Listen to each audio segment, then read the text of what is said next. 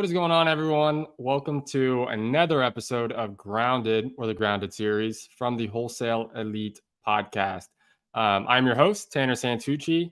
My other co-host, my business partner, Isham, is not with us today as well. He is getting ready to travel down to the lower 48 and officially move to a different state. So he's got to get his family all put together and load up the car and all that fun stuff. So that's what he's working on today. So it's just another episode of lucky you guys. You get just me.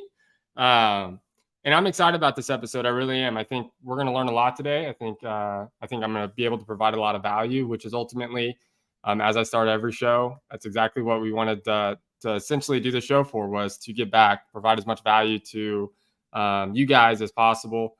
Since we started to get a lot of DMs and messages asking questions, we figured let's start a live so we can answer questions live 1 hour a week, every Wednesday at 3 p.m. Central Time. So here we are. Always a reminder, if you have questions, put them in the chat. Connect with us, contact us. Ask your questions. That's what we're here for. Anything and all things land. I'm investing, mostly land wholesaling, but land investing in general. And again, that's what our company does. For those that don't know, maybe this is your first time listening or tuning in. Me and Isham own a land acquisition company based out of Florida, where we only do land. We actually started wholesaling single family property. That's how we got into wholesaling, was doing residential single family property. Ultimately, that didn't align with our goals. Our goals was to get into development, getting into building. So that's why all we do is land, and we live, breathe, and eat dirt, essentially. So again, if you have any questions, put them in the chat. Let's do this thing. Let's ask away. We're here to give as much value as possible. Or in this case, I'm here to give as much value as possible. So a few things I want to go over. I had two people reach out to me yesterday. Not so much about land, but more mindset and business. And so I'm not going to go into a mindset deep hole. That's what our Wholesale Elite podcast is for. We talk a lot of mindset with successful real estate entrepreneurs, but I do think it's important. Someone asked me a question basically saying, hey, how do you battle how do you negotiate and play the mind games with sellers in land? Which is honestly a phenomenal question, because if you're doing infill lots like we primarily focus on small residential lots, not giant rural parcels. It's a different game because there's not a lot of leverage points. It's not like a single family home, right, where you can go under contract and next thing you know, you walk in the house to go walk it, maybe with your buyer or contractor or yourself, and there's a huge crack in the foundation the seller didn't know about. That's a good leverage point. You can usually, reduce the price during your inspection period pretty significantly because the foundation is not cheap. But with land, there's not foundation issues usually, pretty much all the time. There may be soil issues, but that stuff doesn't really come up unless you get a soil report done. So when they asked me that, I simply was like, I want to talk about this on the episode because I thought it was good. And I think it's important for a lot of people to understand, because she is, I won't say any names, but she's not the first person to ask me that. So the biggest thing with land is when you're negotiating with sellers, we've talked about this multiple times on the previous episodes. It's very, very, very, very transactional. It's very rare that you come across a land deal where someone's super motivated. We actually just closed on a deal we just closed on a deal last week where she was extremely motivated. The taxes were owed since 2018. And we called her the same day we called her on our initial outreach call. We were under contract with her. And then 2 weeks later we closed. I had a buyer ready, closed on that thing and made almost 20 grand, I believe. And so we've been doing land for probably, I think 7 months full time now, 8 months full time now. And that was the first out of all the deals we've done, out of all the people we've talked to, that was the first true motivated seller in land. And if that tells you anything, because we call a lot of people every day, every week. So the point being is land is very transactional. So what does transactional versus emotional mean? So a lot of people in land think it's easier because technically sellers don't know the value of their land. And quite frankly, they don't. I'm going to be honest. But you will actually if you're focusing on residential lots like we do, you will actually be surprised at how many people are not only investing in land, but are also, builders or developers themselves. So we call a lot of builders and developers on a daily basis just because they own land. Like we're calling them to try to buy their land. And so you'll run into a lot of that. And again, those are the only people that usually are savvy with land. Most agents, and this is no knock at any agent, if any agent's listening, most agents just don't know land, because land comes down to what are you going to build on it? That's how you evaluate it. And so when you're talking with these sellers, your biggest leverage points in terms of negotiating is, one, is the lot cleared. It seems very simple. It seems very minute, but it's very, very, very, very important. What I mean by cleared is and I could actually show kind of what I mean by this. Let me think of an address to do this. So what I mean by cleared on a land deal is, is there trees? Is there brush? Is the grass overgrown? Or is it just dirt, essentially? That's important. And depending on the size of the lot is why it's important. On average, most of the lots that we come across are around 7,500 to 10,000 square feet. And so with that being said, you're looking, depending on the trees that are on the lot, depending on how much growth is on the lot, you're looking anywhere from 5 to 10 grand just to clear that lot. Now, the kicker is a lot of those lots are worth 30 to 40 grand. So 5 to 10 grand out of 30 grand is a pretty big chunk of money. It's pretty significant. And so these are things you have to factor in, though. And these are things that are good leverage points when you're on the phone with these sellers. Very rarely do you have sellers be like, why is your number that?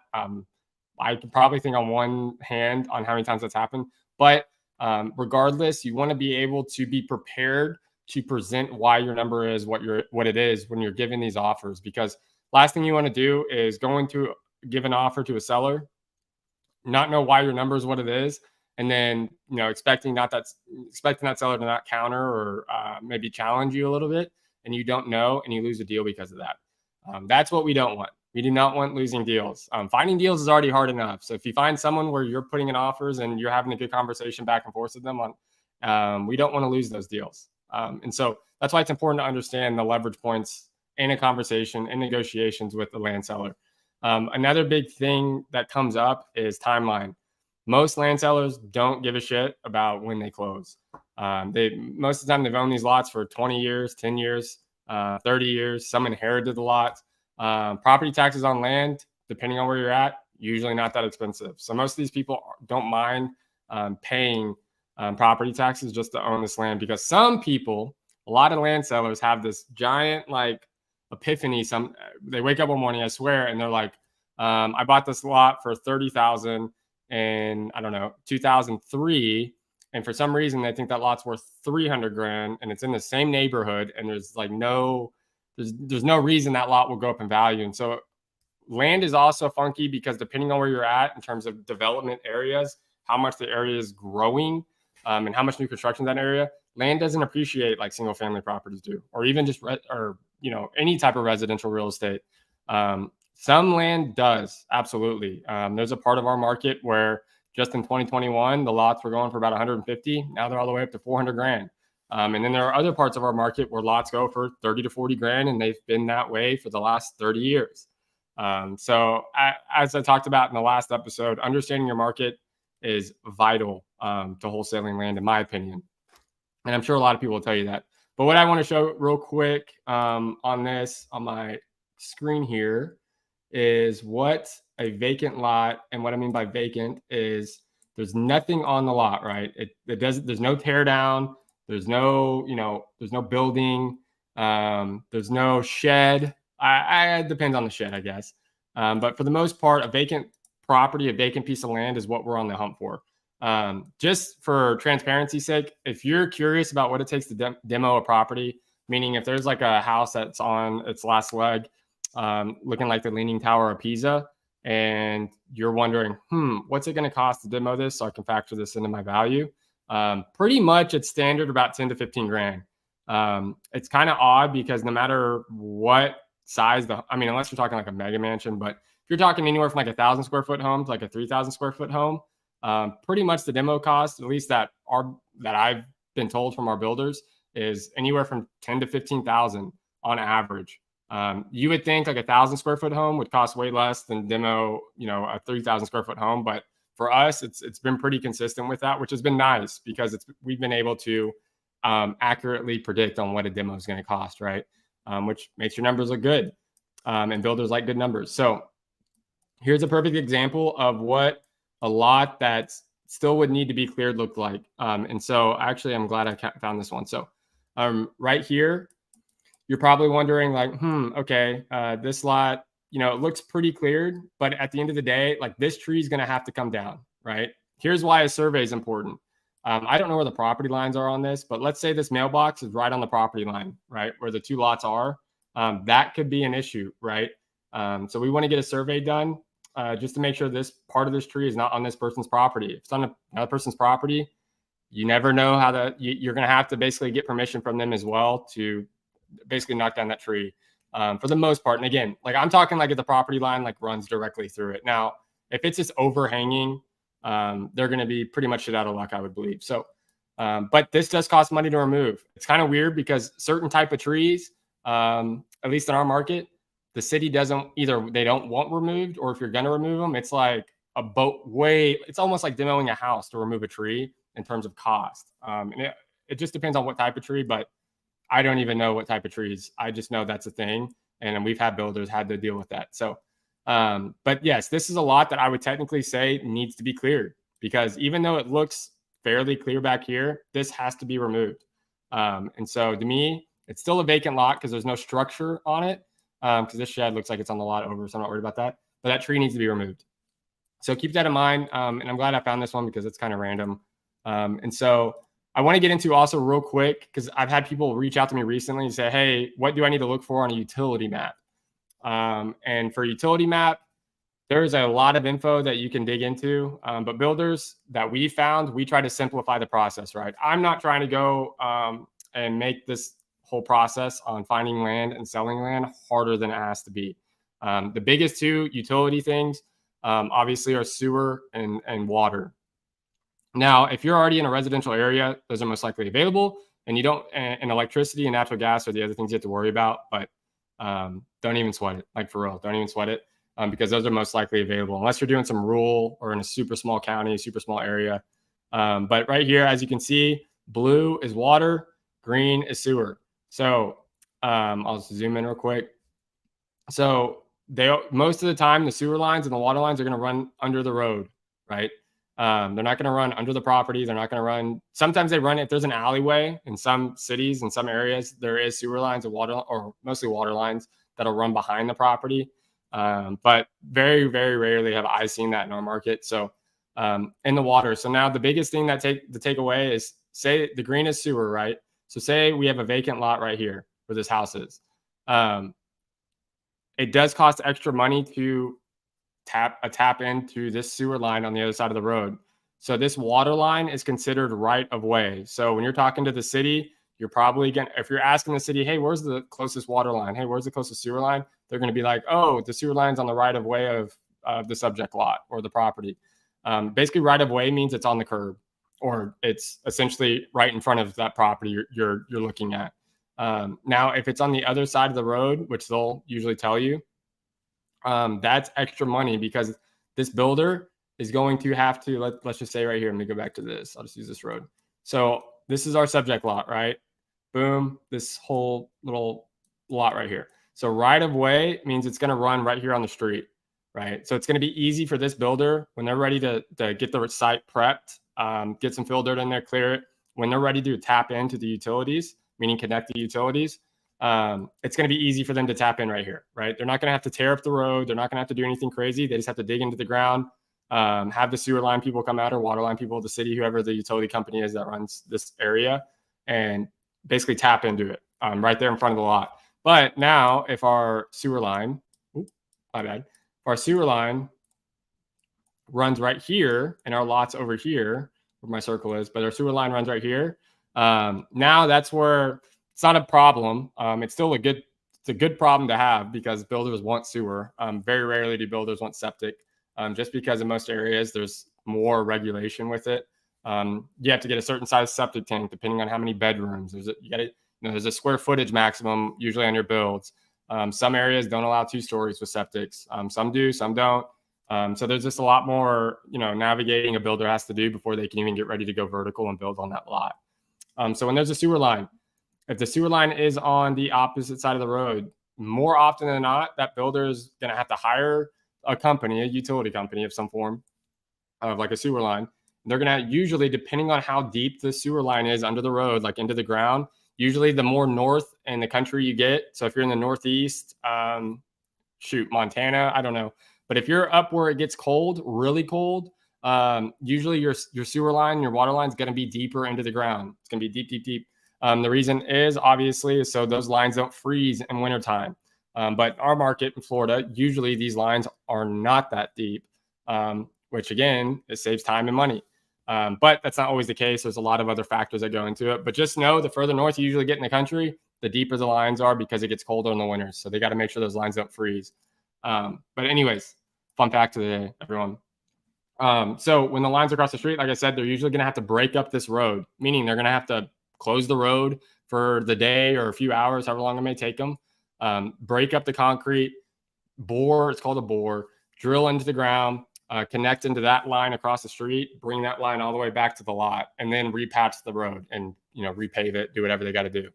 And so these are little costs. This is an extra cost added rather than if the sewer line was on this side of the road. So these are little things that I think of. Again, I do not want to overcomplicate this, but I do want you guys to be prepared for the conversations you have with builders. And the reason I bring this stuff up, sure, I could simplify. I could simplify this whole process and say, hey, go find a lot at, I don't know, 10% of ARV, call it a day, go call a builder, do whatever, right? But the thing that stands out to the people on land, the builders and developers and people that you're going to end up selling these deals to, these are questions they're most likely going to ask you. They're going to ask you about this type of stuff. And they're not going to be like, hey, is the sewer line on the opposite side of the road? Does it need a board? They're not going to ask you that, but they're at least going to want to they're going to want to test you essentially. I've had a lot of builders try to just ask me a bunch of questions about my knowledge in this space because they want to vet you out. Because there's a lot of agents, there's a lot of people that contact these builders and developers that, try to get them deals because they see they're active in the community. Funny story, I was actually reaching out to an agent. We were looking at a property we were looking at a lot on a street, and I looked on just to see what was active on that road. And there was an active listing for another lot at the end of the street as a cul-de-sac.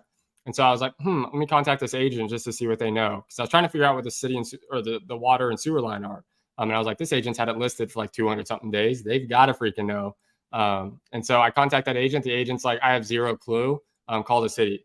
And in my head, I'm like, no wonder your lot has been listed for 200 days and you haven't sold it yet. But again, like that's important questions. Like to me, that's an instant turnoff. If I was a builder and called that agent because I wanted to buy that lot, but that agent was like, go do all the work yourself. Sure, if I really wanted the lot, great. I'd probably go do the work, but it wasn't in the best area to begin with. And so that's why that agent hasn't sold it. So if you can be a resource to these buyers and developers and builders and people in your community and do the extra work that's needed with the extra information that's needed, you're going to stand out and you're going to stick out like a sore thumb and you're going to be remembered. And when you're remembered, that means guess who contacts you? Buyers. Guess what buyers want? Deals. What do deals provide you? Money, right? So it's a circle of life essentially, but in real estate and especially with land. So that's why I go over this stuff though. So it's not for nothing. I don't do this to try to sound like a bad A. I do this because it actually, at least having this information in the back of your head is extremely valuable in what we do in terms of land, because again, you're remembered that way. And so I do want to also show, someone asked me if I could show our comping calculator again. And so I'm going to do it. So I'm just going to give a quick breakdown, obviously, of kind of what these things are, because, someone asked about it and I want to provide that value that they asked for. So obviously this is just our subject, address, subject, whatever, all this fun stuff. The biggest things that we do when we're dispoing deals, the most important information you want to give to a builder is usually the most simple information, but they want it. Honestly, this is in square feet, but the square footage of a lot is irrelevant. What's more important is the dimensions, because the dimensions will paint the picture of what the shape of the lot is. And then instantly, depending on the area, if the builder's really active in that area, they're going to know the setbacks by heart. And so if you can tell them, hey, it's a 75 by 140 lot, they're going to pretty much know what they can build on that lot right off the top of their head. And then not only that, we have zoning, and we have R1 BC zoning. So BC means that's the county we're active in, right? that is the county that we do that. That is the county that. Sorry, my phone's blowing up here. BC is the county that we're active in. That's the county that this is in. That's the jurisdiction of the zoning is in. So, and what all that means is if you're looking for what can be built on R1 Bay County zoning, you Google it, right? So we can go here and go Google. We can go R1 Bay County zoning. Boom. Now I have our Bay County zoning. Land development regulations. I'm going to go down here. Residential zones. R is residential. So you see R residential. It's pretty universal. And then we're going to scroll down. We're going to find R1. Boom. Yeah, I must have passed it. Hold on. Where is it at? Okay, so R1 single family zones. So I know since our lot is in Bay County and it's zoned R1, here's what's going to tell me allowable uses. Single family dwellings, meaning, a single family home. A builder can build a single family property. Home office of convenience, which is essentially a single family home. And there's just a few other things that, a builder can build. So it kind of tells them what they can and can't build. And then obviously down here, you're going to find, we talked about this, every county, every jurisdiction, every city is different. So don't expect if you go into yours, it to be all organized like this. But it breaks down what can and can't be built. What are the setbacks? All that fun stuff. And so that's why this zoning is so important, is because that's what allows you to understand what can be built on that property. And ultimately, we're looking to see what's the best use of that piece of land, because that's how you make the most money, essentially. So flood zone, very simplified. Flood zone X, for those that don't know or haven't seen the previous episodes, flood zone X means it's high and dry, meaning you're good to go. And that's a universal thing. No matter where you're at in the country, it's going to go off of flood zone X, flood zone AE, flood zone A. These are all different flood zones. So look up FEMA flood zones if you're curious. But if you're in a flood zone X, you're golden. Subdivision, self-explanatory. I only really put subdivision if there's an HOA. HOA is a different animal. Some are, some aren't. HOA, homeowners association. There's a lot of times where builders have to abide by the regulations within this HOA. A lot of HOAs will have covenants or deed restrictions saying, hey, you have to paint your house white. You have to put Spanish tile roofing on the house. You have to, put a sidewalk in. You can only use brick. You have to put in a brick mailbox. Like, there's certain covenants and certain deed restrictions that HOAs have. And that can make a builder's life hell. Or some HOAs are very lenient. Some HOAs are just there, so you pay a monthly fee. And so it just depends on the HOA. The best way to find HOA information is simply, obviously, look at your neighborhood. Either Google the neighborhood HOA. You can usually find the HOA president. Call the president, say, hey, I'm looking to buy a lot in your neighborhood. Can you send me a copy of the deed restrictions, or what are some things that I'm going to need to be aware of before I start building on that lot? HOA president's going to, either send you a copy of the deed restrictions and you read through it, or the covenants, or they'll just tell you. So that's the only reason I have subdivision on there. And then these are just some comps, right? These are newer construction comps for those that haven't seen in comping or my how to underwrite a land deal. I don't really go back to 2020 when I'm like, if I'm on Zillow, which I can show in a second, but if I'm on Zillow, I like to stay within 2022, 2023 of new construction in the neighborhood or the area specifically. But if you have to go back to 2020, to me, it's fine. Now, what I mean by 2020 is not when it's sold in 2020. I just mean the year built. Because 2020 homes are going to be very similar to 2020, today's homes. They're not using different material from 3 years ago. And so I can go back to 2020, and you should be able to too, and be comfortable and confident. But still, that's not the sale date. I only use 2020 homes, as you can see, is the sold date, is if it sells this year. And so that's why these years of the year built are a little different. And you're probably like, well, they're not all 2023. Well, that's why. It's just because it's the same build generation. So the material is going to be the same. The other thing I'm going to look at, obviously, you're probably like, well, the lot sizes are smaller than this. As long as they're smaller, I'm not too worried, to be honest, because it's fine. It's fine. This is the most important thing, though, right here. This is the data that we're looking to get, right? And so when you go on Zillow, let me see if I can just find a house, right? When you go on Zillow, whatever it is, you can see, okay, of course, the one I click on does not have there we go. Let's see, that does not either. That's awesome. Boom. That is also a piece of dirt. Bear with me, guys. I'm trying here. Okay, here we go. Awesome. So you can see a price per square foot right here on the under the sold. That's an important number because that's how builders project what they're going to be able to sell that for, right? And so I'm looking on our calculator here. I want to see what these homes, these newer construction comps that have sold recently or within this year, I want to see what they're selling for at a price per square foot. The reason being is, again, I want to get the average of that. I want to see really if there's any trends. I want to see what these homes are selling for on a price per square foot basis. And again, I'll show you why that's important here in a second. I also want to see what the size of these homes are, right? As you can see on this example, all the square footage of the homes that were sold are very similar in size. They're all about 1,500 square feet. Why is that important? Because that allows a builder to say, okay, cool. I just know I need to build a 1,500 square foot home. And I can expect to kind of get the same return as these builds are getting. Because a builder doesn't want to go in. If all these homes in the neighborhood are 1,500 square feet, a builder's not going to go in and build a 3,000 square foot home and price himself out of that neighborhood.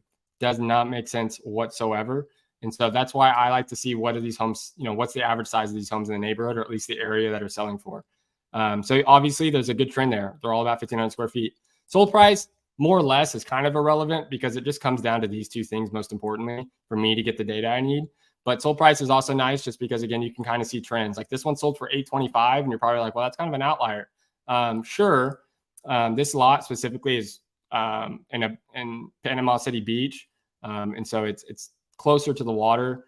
This one actually has a pool. So if you're wondering why, and as you can see, it's the newest built with a pool. It had a little more high-end finishes. So that's why it got $825 though, right? And a higher price per square foot sold. So these are the little things that factor in. But again, I'm just looking for overall what's the average of these two numbers essentially, which tells me right here.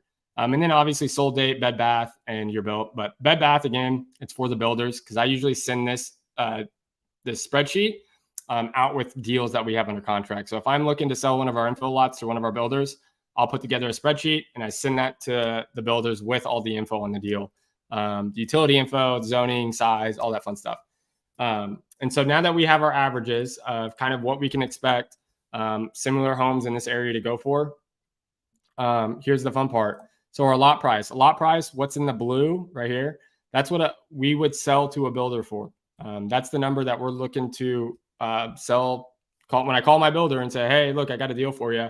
We're looking to get 195. You want it? That's that number. So I know we need to be less than this number to make money, right? Our company policy is $10,000 bare minimum for an assignment fee. So we're going to be, we know that our MAO technically on that offer with that seller is 185. We don't want to go above 185. And so outside of that, we have a formula that puts in our 2% title and escrow fees. Depending on where you're at, could be higher, could be lower. We have a really good relationship with our title company. So bless Setco, Setco services. If you're in Florida, use them. And so it gets your final lot price. Down here is, I'll get into this in a second. Actually, I'll get into it in a second. So we have 1,500 as our average square foot of the comps. So what am I going to do? This is where I'm going to kind of project what a builder would want to build on the lot. You really don't need to know. If you don't have a builder yet that you have a good relationship with, that he's said, hey, I want to build homes between 1,500 to 2,500 square feet, or hey, these are the 3 plans I currently have square footage wise. Find me something that would fit for these plans. So if you don't have that, just go off of the average. So average 1,530, I just have 1,500. We just have it in here by 250 increments. So if this was like 2,000 square feet, I would just simply put 2,000. But instead, I'm just going to go 1,500 because that's what the average is.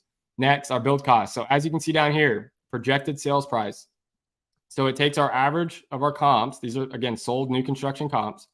It takes our average price per square foot that these homes have sold for, and it puts it down here for me. And then it puts our build size. So we have a 1,500 square foot build at this, the average price per square foot that these comps have sold. So it's going to let me know, hey, our builder can most likely project his construction, his new build spec home or single family home to sell for $658,800, right? So now that moves down here. So now you just put closing costs 6%. Mostly the closing cost is agent commissions, which is why it's 6%. And so regardless, anyways, so now if our builder knows $658,800, He knows after buying the dirt for $195, it's going to cost him $255,000 to build. His all-in cost is $453,900. So if he sells this at $658,800, his potential gross profit or net, if he's doing it all cash, it might be net. But for the most part, builders use construction loans. So this number right here is gross because they're going to have to pay interest on the lot. There's whatever. We can go into more depth some other time. But that's what the builder can expect to make on this deal is $165,372, which comes out to a 26% ROI on his construction. We want to be right now. Interest rates just went up for those that didn't know. And so right now we want to be where our builders are getting around a 25 to 30% return. We used to be able to stretch it to about 20 to 23% and get a little lower. But right now with the interest rate going up again, it's a little harder for these builders to sell. And their builds are sitting on the market a little longer. And what happens when they sit on the market a little longer? They lose money. Why? Because they're having to pay interest from their loan on while they're sitting and waiting for this property to be sold. And so we want to build in a buffer for them. Again, we're in the business of providing value. We're not in the business of making money. Money comes by providing value, right? There's a difference. Don't get it twisted. So if you're bringing good deals to buyers, right? And this goes for single family residential as well. If you're bringing good deals to your buyers, they're going to want to continue to work with you. So if you're trying to squeeze them for every single penny that they have, chances of them wanting to continue to work with you over a period of time is not going to work. And plus, if you're not adjusting your numbers based on the market conditions, that's a problem as well. We're adjusting our numbers based on the fact that interest rates went up, based on my conversations with our buyers saying, hey, I need a little bit deeper now just because I know my build's probably going to sit on the market for an extra month or two. And so for that reason, we bumped our numbers up to now where we really want to be around 25, in between 25 and 30%. So the point being is I know with our numbers right here, we can project this, our builder to make this, meaning, okay, cool. So I can sell this at 195. I should have no problem selling this at 195. So right here, you guys, I didn't even go over this, but our build cost. So we have a projected sales price. I have this set to where this number, so under 650 to 999, 1 million plus. This is what the ACV is. ACV is after construction value. ARV is after repair value. So if you're in single family residential, you're probably very familiar with the term ARV, after repair value, but in land, it's technically ACV, after construction value.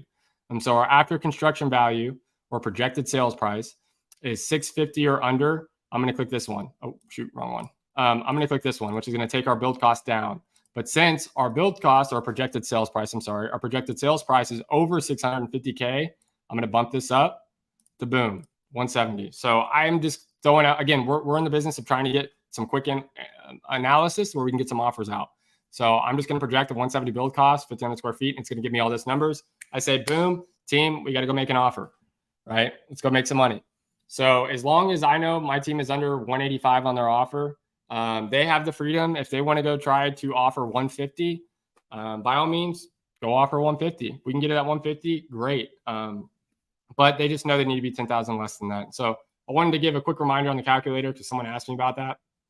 And so, but back to scheduled programming. Anyone have any questions? I see that there's some people on the live. If you're on the live, connect, reach out, and yeah, I want to answer questions. I want to be able to interact with you guys. So if anything, say what's up in the chat. So if you don't want to, don't be lame. Be cool.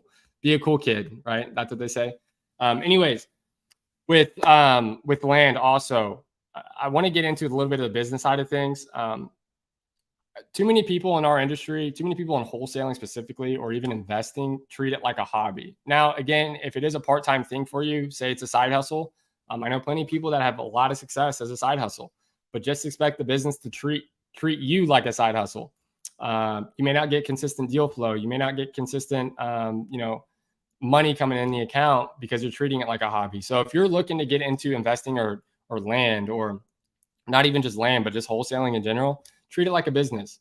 Meaning it doesn't have to mean you work 8 hours a day or 12 hours a day or whatever it may be. It just means you have to, even if it's 2 hours a day, be consistent at the 2 hours a day, because that's the most important thing is consistency.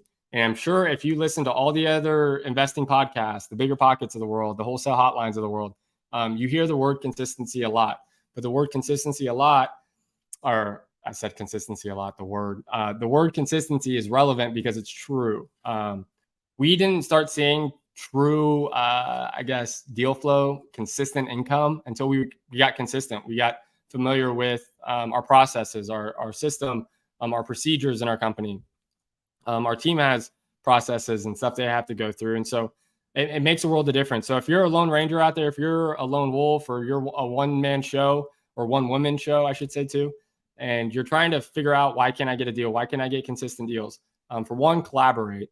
Do not have one of those mindsets where it constricts and you're like, oh, everyone's trying to take a deal from me. Everyone is out to get me.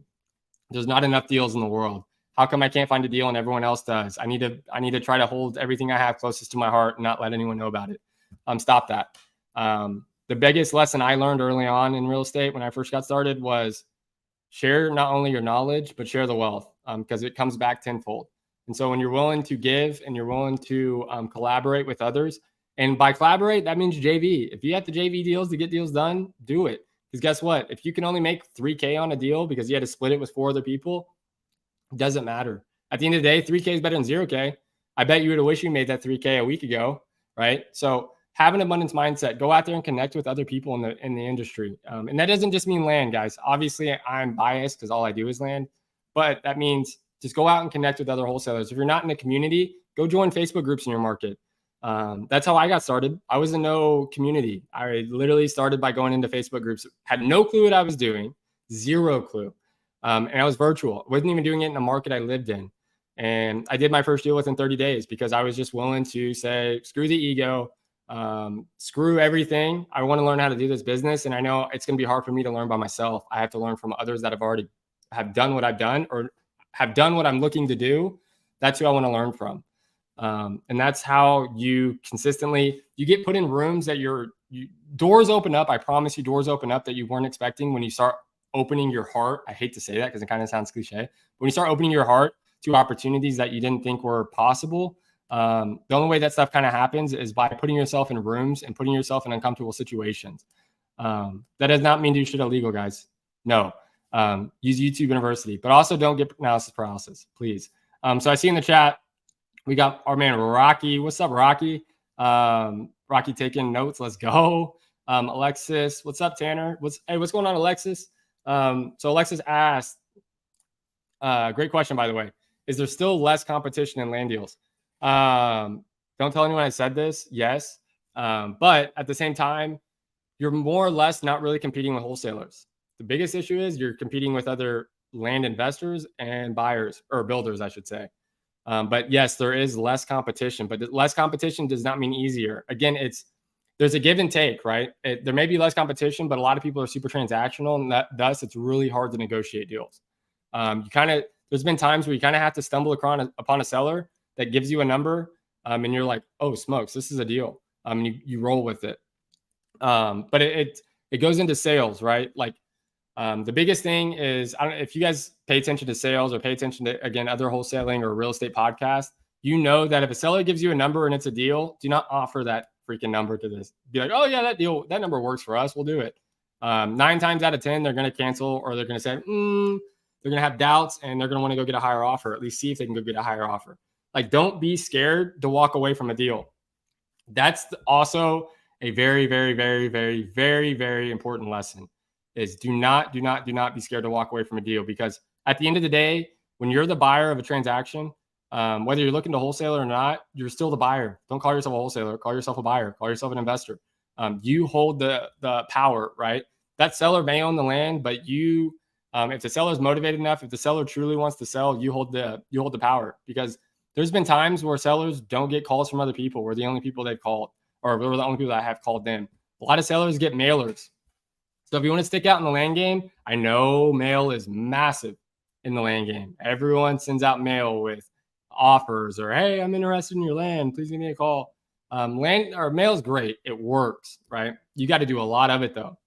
For those that don't know, mail is extremely expensive. We actually just started the mail campaign, but we didn't start a mail campaign to send out offers. We didn't send out yellow postcards either. Our mail campaign says, hey, we're a local company. We'd love to have a conversation about your land if you're interested in selling. That's basically what it says. It's all it says. And so the biggest thing is get on the phone with sellers.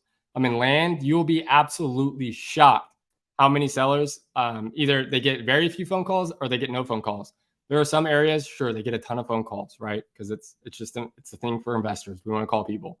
But like rather than wholesaling houses or single family property, when you're an investor trying to reach out to a single family, if you call a single family list, there are 99% of the time that list has been blown up, right? Because lists, you can find a list anywhere. Everyone can find the exact, if you're pulling a list from PropStream, Batch, wherever, everyone can pull that exact same freaking list. They can put in the same filters as you can. They can put in the same zip code as you can. And it's going to give them the exact same list. So if you're in a market where you have the luxury of driving for dollars, go drive. Go spend an hour a day, 30 minutes a day, after work, before work, whatever you got to do. Go build your own list. I promise you, our best deals to date have come from driving for dollars. They have come from calling people that have never been called before, or very few people have called before. And it also helps when you can tell them, okay, in land, here's a tip. Is a lot of land sellers will try to stump you. They'll say, "Oh, have you driven by the lot before?" "Oh, yeah, we drove by the lot. Yeah, it's in a great neighborhood. Da da da da da. Would you be interested in selling?" And that seller is gonna be like, "Okay, what's on the lot?" Now you're fucked. I'm gonna be honest with you, because a lot of times Google Earth, Zillow, whatever, all these sites don't, they have imagery. Wow, I can't talk. But it's not always up to date.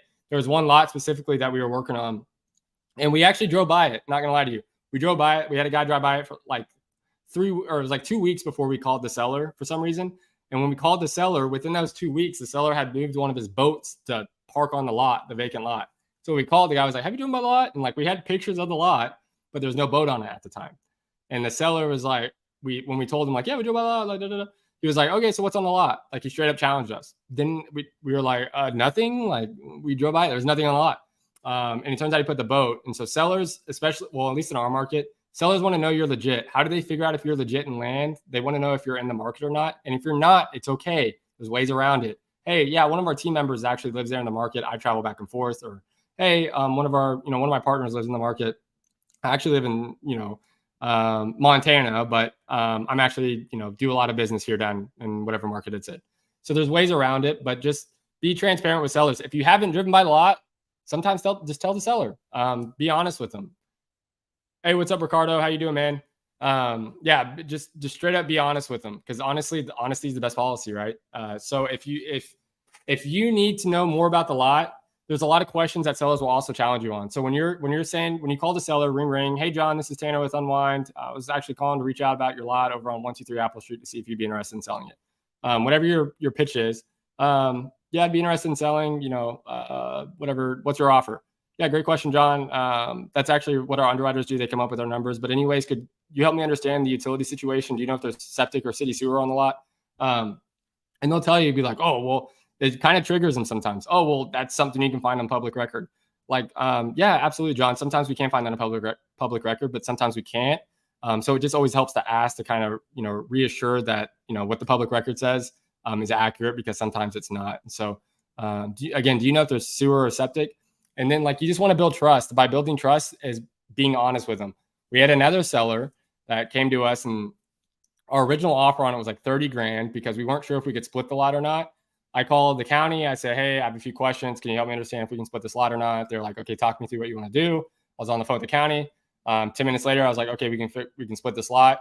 So I go back to our acquisition guy. I'm like, "Okay, hey, up our offer by 30 grand. So we went from 30 to 60 grand on our offer, right? Which is a pretty big jump. And the lot was worth, after being split, was worth about 80 grand.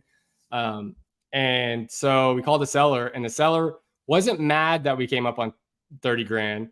He was more frustrated because people that were calling him to buy his land were not being honest with him, because the seller knew all along his lot could be split. He already knew this, right? But no one wanted to be honest with him, and no one wanted to be upfront admitting that it could be split. Why? Because most people, we don't always tell the sellers that lots can be split. If we know they can be split, sometimes we don't tell them. A lot of sellers know, but sometimes we don't. And he was just frustrated because no one was being honest on why they were offering what they were offering. Because if it couldn't be split, he knew the lot was worth like 40 grand, right? But it could be split. So he's like, "Why is everyone offering me 60 grand?" And that's all he wanted was transparency. So the point being, and by the way, we didn't get the deal. The numbers ended up not penciling because he came up on his number to 80 grand is what he wanted. So, but anyways, the point being is be honest. Honestly, a lot of these sellers just want to hear and trust you. And the only way for them to trust you is by being honest with them. And so whether that means admitting that the lot could be split and so your offer is a little higher, we also tell a lot of our sellers like, hey, we're a land acquisition company. We partner with local builders and developers in the community. That's why we're interested in your lot. We actually source these land deals for our builders and developers. So we straight up, tell the sellers like, hey, look, we're not actually basically the entity that's going to close on this thing, but hey, we're still going to give you the number you want. We're gonna work with you. We're gonna make sure everything goes smoothly. We're just here to help. We're here to provide value. A lot of these sellers, that's all they want. And they want help. They want value. And the only way to give that to them is really by being honest, because a lot of these people get a lot of calls. And so if they can trust you over the phone, the chances of you getting that deal is tremendously higher. One thing I'll give a red notice to on, I just like twitched. My neck just like went crazy. One thing I'll give a notice to is since land is transactional, it can be pretty hard to build rapport with sellers, which is kind of nice. If you're a very direct person, I'm very direct on the phone. Like, I don't mind building rapport. I love building rapport. It's very important for our business. It's very important for sales and the sales industry. But I like getting to the point. I like knowing, hey, this is why we're here. This is what we want. Are you willing to play ball? Essentially, right? That's how I am on the phones. And a lot of sellers in land are like that as well.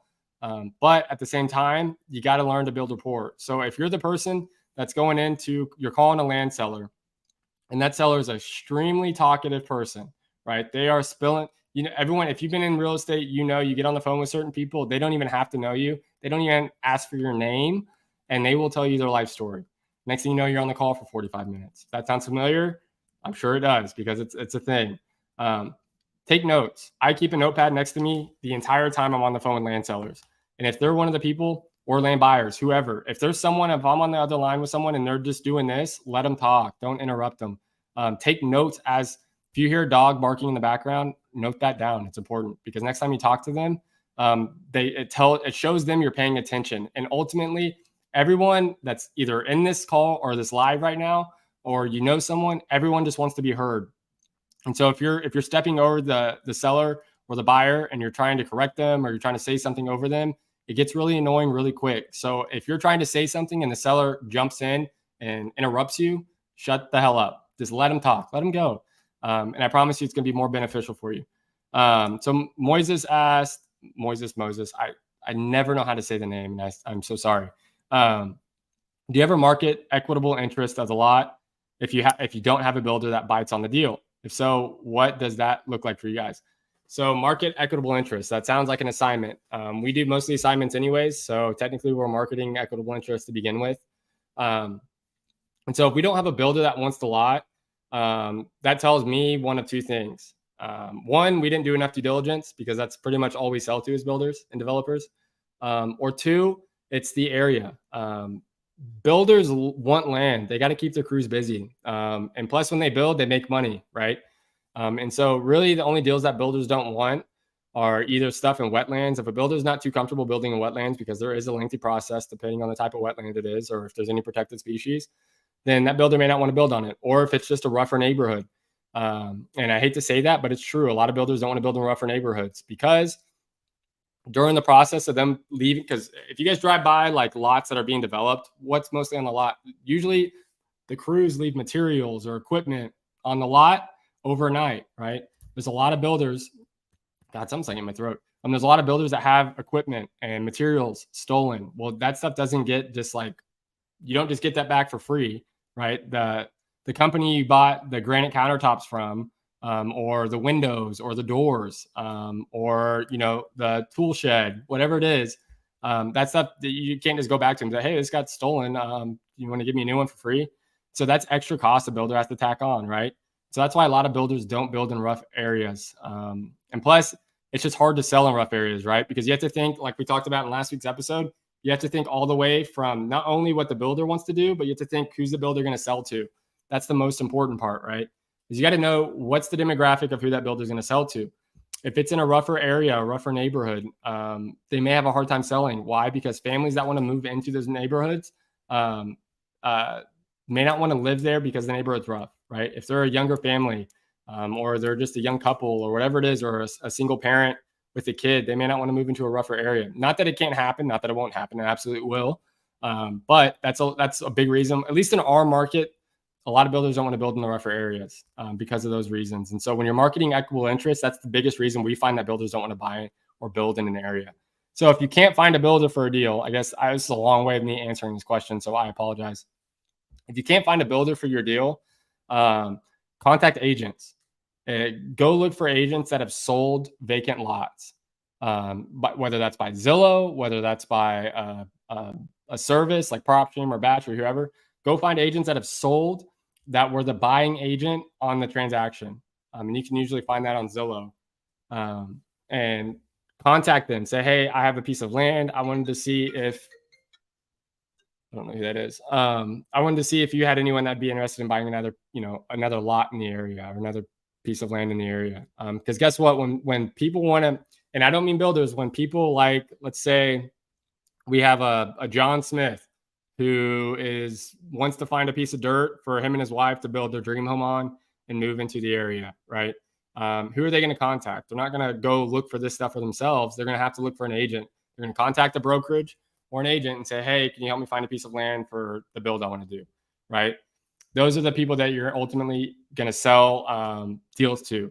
The other option is if you contact an agent, see if you can work in seller finance terms from the seller. If you have a deal under contract and a builder doesn't want it, see if you can go back to that seller and pitch seller finance terms. That may change a lot of builders' minds. There's also a lot of land investors that will buy deals on seller finance that they don't plan on building on it, but they'll buy it on seller finance because then they can lease that land out to someone else that may want to set their tractor equipment on it or do something with that land. It may be the neighbor. And so there's a bunch of different extra strategies with land. So if you can't find a builder or developer that wants the land, contact agents because agents usually will know people that are looking to buy land for multiple different reasons. So contact agents in the market. And outside of that, if agents aren't striking, think about pitching seller finance to the sellers. Go back to the sellers and say, hey, look, the numbers just aren't penciling like I thought they would. But let me ask you, would you be open to terms on this or a seller finance opportunity where I could still give you a down payment? I could still give you money up front. And then we'll pay you a monthly fee for X amount of years or until the balloon payment, whatever that may be. Rocky, hopefully that helped, by the way. Rocky asked, Tanner, would you suggest that we research a lot and look up the ACV after speaking to the sellers or before? Great question. If you're familiar with your market, you should not have to look up anything. I am the type where I will preach to the moon. If you're trying to evaluate properties before you make a phone call, you are screwing yourself out of a lot of opportunity.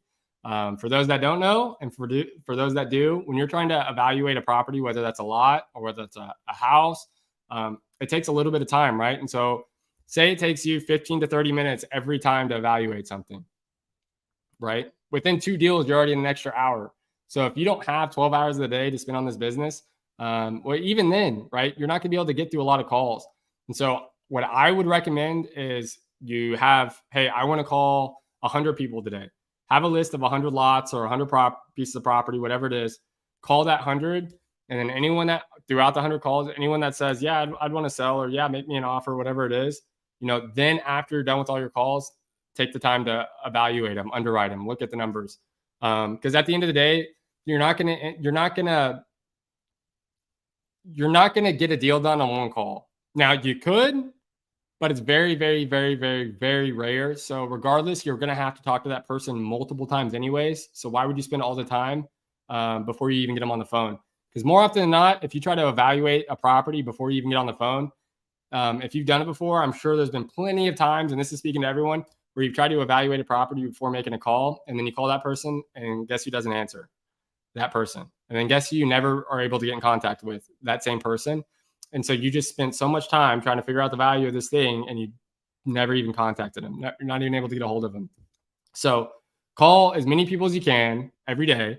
And then after you're done with all your calls, your limit or whatever it may be, then take the time to whoever said yes or maybe or make me an offer or whatever, then underwrite those deals, then evaluate those deals. Do not do it beforehand. Alexis asked, a land buyer told me he only buys lots with plots. What does that look like? So essentially what that mostly means is he's probably looking for some form of residential acreage. So he's not looking for a single lot. He's looking for something that can either be split into multiple or is already, say, 3 acres, but on the original plot. Every county or every city is going to have a plot map. Sometimes you can find it online. More often than not, you're going to have to contact the jurisdiction and say, hey, can you send me a copy of the plot map for this zip code or this area? And most of them will. But basically what that plot means is they're looking for something that can have multiple lots on it. Because sometimes there's large acreages that the city has already, from maybe their future plans or for whatever reason, they've already plotted out what they want that parcel to look like. So say there's 2 acres just north of your market, just right on the suburbs, right? 2 acres. The city may, if it's already being kind of developed out there, if it's already been developed, they're most likely the city's already going to have an idea of what they would want that acreage to look like if someone were to develop on it. That's what he's talking about with plots. So depending on the zoning, depending on kind of what the city would want, sometimes you can buy 2 acres and put, 12 lots on it. Sometimes you can only put 4. Like, it really just depends. There's a certain part of our market, literally like 2-mile radius, where the county only wants half-acre lots or bigger, right? And so now if you talk about 2 acres and you can only put half-acre lots, you can only get 4 lots on that. But it may already be plotted out like that. So that's something you'll need to contact the city about, but that's what he most likely means. And the fact that you're asking that, Alexis, is awesome. But at the same time, ask him and be honest with him. Hey, I'm going to say his name's Brian. Yeah, we'll use Brian.